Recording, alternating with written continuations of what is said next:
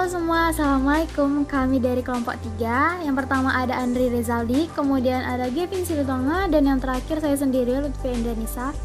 Di video ini kami akan membahas tentang implementasi inovasi dalam bidang jasa dan bagaimana kaitannya dengan teknologi. Nah, yuk teman-teman, kita mulai. Sifat jasa yang berbasis pada sumber daya tak berwujud membuat pengembangan jasa akan didasarkan pada perluasan ide kreatif dalam rangka menciptakan nilai dari jasa tersebut. Atas dasar itu, inovasi jasa menjadi hal krusial dalam pengembangan jasa. Istilah Service Innovation menurut Hal Aston Peterson tahun 2010 dikenal juga sebagai New Service Development atau NSD yang merupakan subkategori New Product Development atau NPD.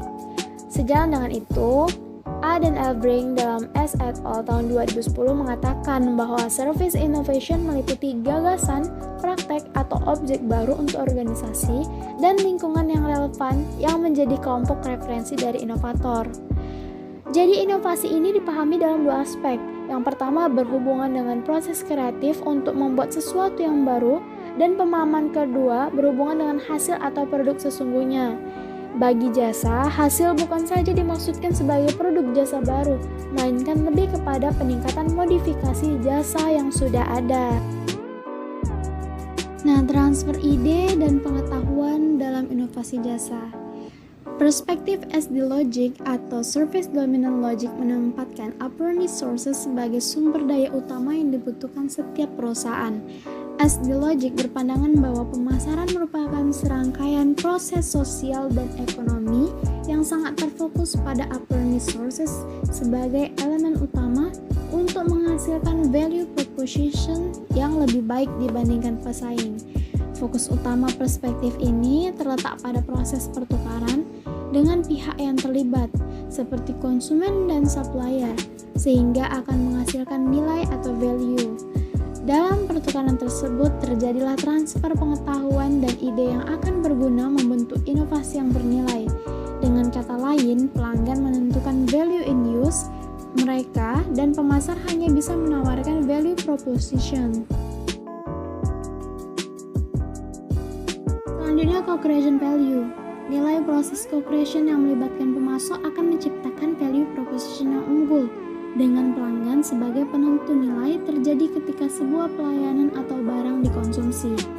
Value proposition yang relevan dengan target pelanggan dan pemasok akan menghasilkan kesempatan yang lebih besar untuk co-creation dan menghasilkan manfaat yang diterima oleh pemasok melalui pendapatan dan laba.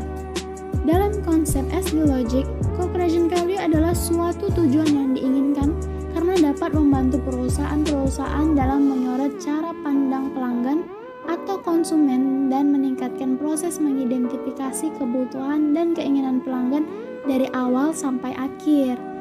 Hasil studi oleh Payne et al. Tahun 2008 memberikan pandangan tentang pentingnya perjumpaan antara pemasok dan pelanggan untuk berkolaborasi dalam penciptaan nilai, sehingga komunikasi pemasaran dan dialog dalam rangka penciptaan nilai atau co-created value menjadi sangat mendesak untuk dilakukan. Dampak inovasi jasa dalam perusahaan jasa. Studi S et al. Tahun 2010 melakukan penelitian akan dampak inovasi jasa dengan pendekatan studi literatur. Mereka mengkategorisasikan dampak inovasi jasa dalam 5 level. Yang pertama, efek proses bisnis. Dalam level ini membahas dampak pada proses internal bisnis, kapasitas penyediaan jasa, biaya internal, produktivitas, dan fleksibilitas reduksi risiko.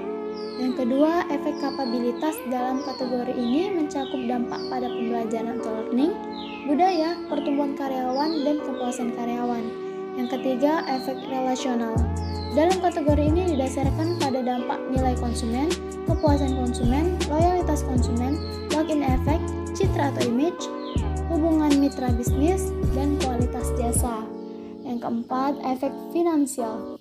Dalam kategori ini mencakup dampak pada kinerja finansial secara umum, market share, penjualan jasa baru, penjualan jasa yang telah ada, dan market value perusahaan. Yang kelima, efek kompetitif. Dalam kategori ini didasarkan pada dampak posisi persaingan, kemampuan untuk bertahan atau survive, penciptaan pasar baru, dan kinerja strategik. Dari kelima level efek ini, dari inovasi jasa, diketahui bahwa efek proses bisnis, efek kapabilitas, dan efek relasional berhubungan langsung dengan service innovation. Efek proses bisnis berhubungan dengan efek kinerja finansial karena dapat mengurangi dan meningkatkan pendapatan dari penjualan.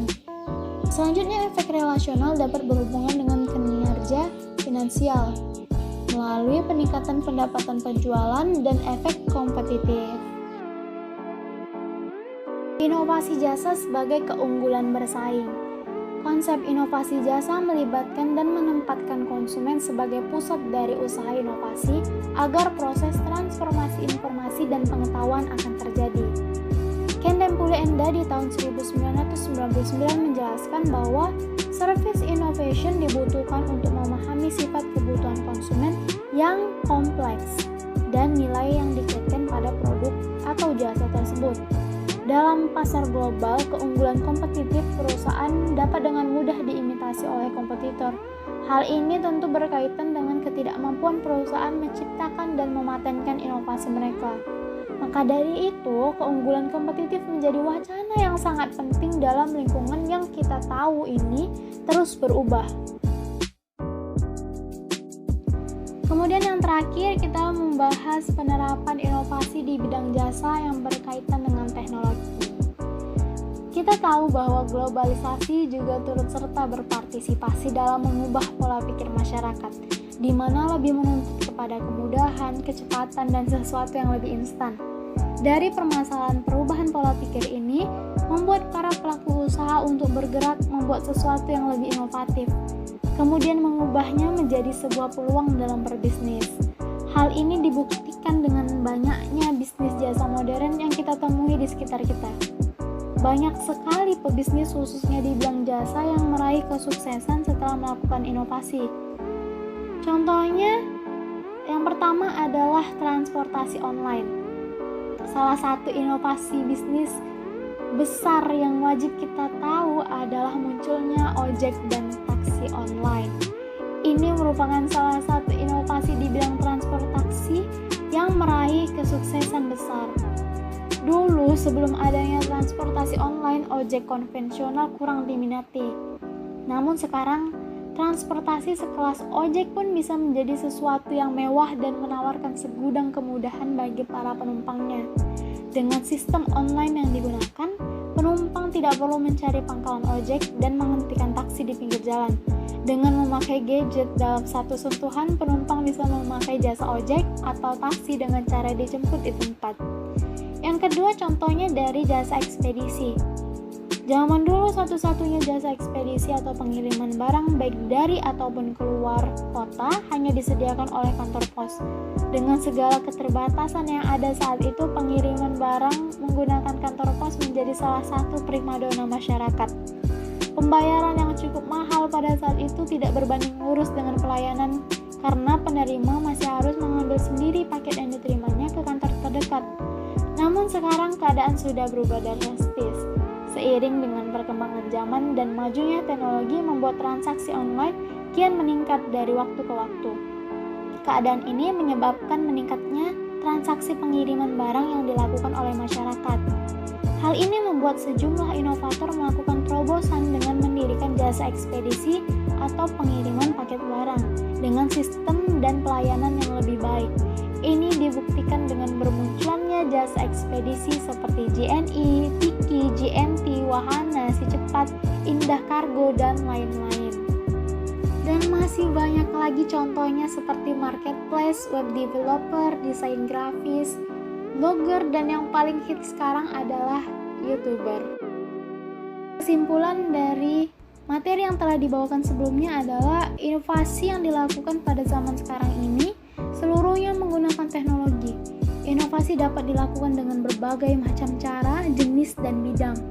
Inovasi dalam bidang jasa harus mengikuti teknologi yang berkembang pesat saat ini, karena akan sangat berpengaruh untuk kemajuan perusahaan dalam bidang jasa tersebut. Penerapan dalam inovasi bidang jasa dilakukan dengan menggunakan teknologi yang berkembang seperti saat ini ojek dan taksi online, jasa ekspedisi, marketplace, web developer, desain grafis, blogger, dan yang terakhir adalah YouTuber. Nah, sekian yang bisa kami sampaikan dalam materi kali ini. Semoga bermanfaat untuk kita semua. Terima kasih buat yang udah nonton sampai akhir video. Kalau kalian ada kritik dan saran yang membangun, kalian boleh komen di bawah. Sampai jumpa di video selanjutnya. Assalamualaikum, bye!